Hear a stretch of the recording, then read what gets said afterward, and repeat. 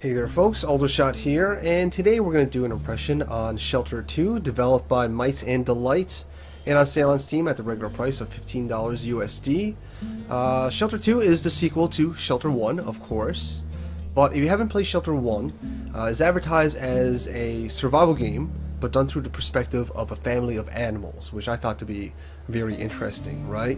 Now, at the end of this video, we'll talk a little bit about any extra features that this game might have to offer, as well as its options menu, alright? But for time being, we're going to jump into the game we already got started. Now, Shelter 1, you actually play as a family of badgers, which is pretty low on the food chain. But in this one, we play as a family of Linx, which is a bit higher, but not quite top tier. We're not top predator, right? So there is that. Here we are, we're in the world. As you can see, we do play as a Mama Linx, right? We're taking care of our little baby Linx, our cubbies, and all that. And the whole goal is really just to keep your Linx, your baby Linx, alive and well. Make sure they're loved and they grow up to be nice and healthy and all that kind of stuff, right? And you do that through catching prey and feeding them, and also keeping them out of trouble, right? Because every now and then the game will throw in a few moments where some hounds will be trying to catch your cubs, or a hawk might be trying to catch your cubs, and you have to protect them from that through running away and hiding and all that kind of good stuff. And as you can see, every now and then I'm going into this almost black and white mode. You might be wondering what that's all about. That's almost like an instinctive mode, I guess you can say.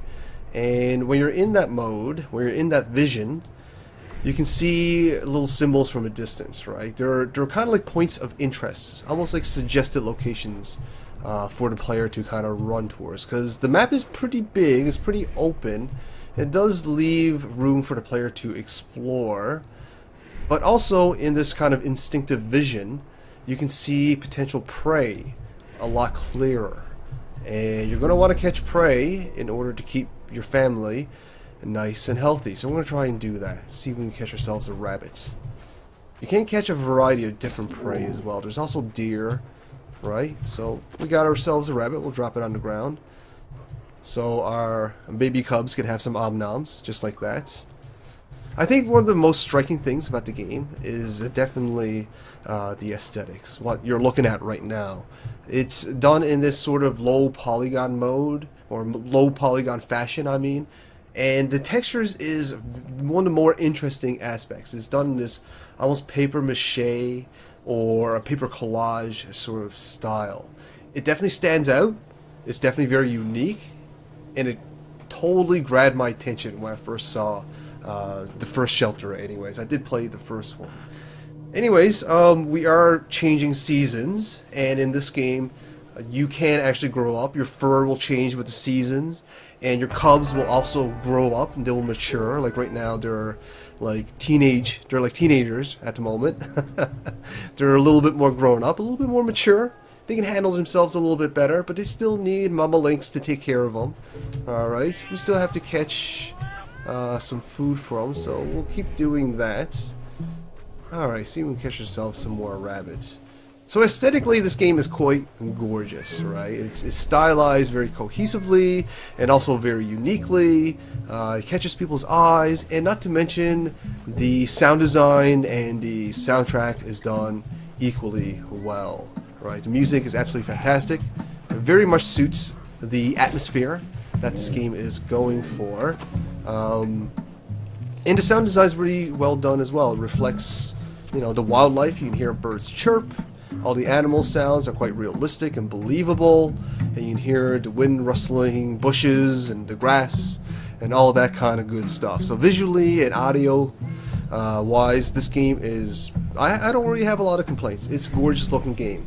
And it's probably going to be one of the reasons that it's going to catch a lot of people's attention, right? It is a beautiful game, right? But anyways, mechanically speaking, you're mostly just kind of running around in this semi-open world, catching prey and feeding your family, keeping them out of danger, as mentioned before. And that's about it, really. The Mama Linx, who you play as, don't actually have to eat herself. It's really all about the cubs. Looks like we got one straggler all the way back there, so we'll try and get them. You don't want to run too far ahead because sometimes your baby cubs will get scared, they'll stay behind, which will put them in a bit of danger, right? So mechanically it's pretty simple, right? It really is just kind of running around, catching prey, and feeding your baby cubs, and that's pretty much as deep as the game really gets, right? Now every now and then the game does throw you into some interesting moments where you have to run away from prey, or storms, or other little events that the game likes to throw at you, which helps mix things up every now and then. But other than that, the game is very simple mechanically. It's not going to be like other survival games that you've played. Now, I only mention this because this game is advertised as a survival game. In my honest opinion, it actually feels a lot more like a adventure game. Oh, what's going on here? Did we lose a cub, or is he just tired? Hello? Okay, he's just tired. Okay, he's sick. So we're gonna have to try and find some prey, some food for our sick cub, so we can nurture her or him back to life. Come here, you. Come here, dinner. Okay, perfect. Now back to our cub. Now where is he or she? I can't really tell. I didn't look between their legs, okay? I'm a terrible parent. But anyways, as I was saying, mechanically it's a pretty simple game.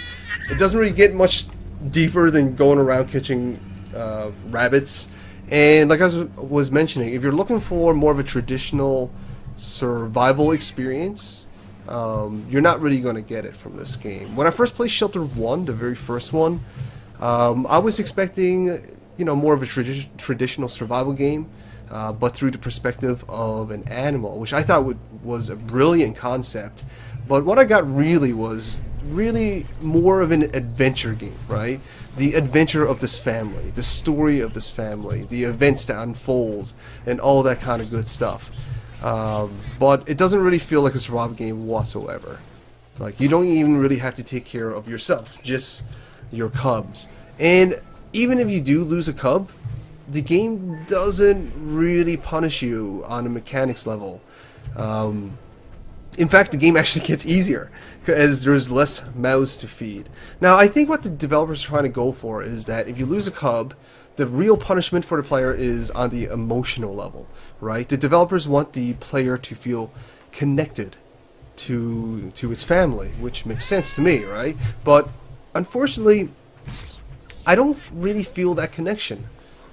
Like, none of the cubs really show any distinguishing personality from one another. They don't do anything to really make me feel connected to them. And there's also no mechanical incentive to make me feel connected to them either, right? I'll take an example of, say, Brothers or This War of Mine. These two games, although nothing like Shelter 2, they do share an element where it's developers are trying to have some sort of emotional impact on the player. And they do it through visual cues, which this game does as well. Through, you know, if a brother is lost in Brothers, A Tale of Two Sons, then, you know, one brother will be visually mournful, etc., etc. Or in This War of Mine, if one of your colleagues is sick or dead or something like that, your other colleagues will obviously show it visually as well. Looks like we lost a cub. Oh well, we're gonna move forward. Like I said, I just don't feel the connection to the cubs that the developers kind of want me to, right? And I think that's kind of an issue. But anyways, as I was saying, in This War of Mine or Brothers, when you lose a part of your family or group, then it's shown through through visual cues, but also shown through mechanical cues as well. In Brothers, you actually lose half of your controls. In This War of Mine, your companions become less responsive to almost non-responsive at all, right? So it drives home that sense of loss, not just through visual cues, not just through narrative, but also through mechanics as well, which this game has kind of failed to do. Right? Like, don't get me wrong, when I first played this game, I did feel kind of connected. It's like, oh, okay, these are my babies, I gotta take care of them, right? But after a while, I'm just like, okay, I gotta catch rabbits for these guys, and then move on, and then catch more rabbits, and then try to not them have, you know, get in danger or anything like that. And that's about it. It's really repetitive. I feel like it doesn't really drive home the emotional impact that the developers want, and it's honestly kind of boring. I have to say, it's pretty repetitive, right? It is really repetitive, and the game doesn't mix itself up enough for it to be all that interesting. I mean, don't get me wrong, the concept is pretty damn interesting. Definitely one of the reasons why I became interested in this game. And the visuals and the audio is absolutely gorgeous, you know, really, really well done, absolutely. But from a mechanical perspective, the game is repetitive, the game is really, really simple, and yeah, I don't know, guys, honestly, I didn't really enjoy playing this game too much. I didn't really enjoy Shelter 2 all that much, right? I didn't feel the connection to the Cubs that the developers might want me to. And I kind of got bored of it. Like halfway through, I'm just like, okay, I'm pretty much sick of catching rabbits. Because that's all I'm doing in this game. It's not the survival game that I was looking for. And I'm okay with that. I'm completely okay with this game throwing something new and interesting my way. I'm very much open to that, but it also has to be fun, right? It's an interesting concept, but the game has to be fun at the end of the day, which I don't feel it to be all that fun, and that's kind of an issue. But anyways, folks, that's pretty much all I have to say about the game. Interesting concept, gorgeous visual and audio design. Unfortunately, it fails to be an enjoyable game, and it fails to have that emotional impact or connection to the player that other games before it has successfully done. So that's my overall thoughts on Shelter 2. Hopefully you guys found this informative. Hopefully you found this enjoyable. If you play this game yourself, let me know how you feel about it. I know there's a lot of people who did enjoy Shelter and Shelter 2. And by the way, this game doesn't do much to separate itself from the first Shelter either, which is also kind of an issue. But if you have played through these games, let me know in the comments. Let me know what you think of it. I'm sure some of you folks are disagreeing with me, which is fine. But I'm sure there's some who might be agreeing with me as well. But I can only tell you what I think, right, guys? So I gotta be honest about these things. But anyways, folks, hopefully you guys found this informative. Hopefully you found this enjoyable. If you did, show me some love. Like, share, fave, and comment. If you haven't already, subscribe. And I'll bring you more videos like this. Thanks for watching, guys. Alder shout outs.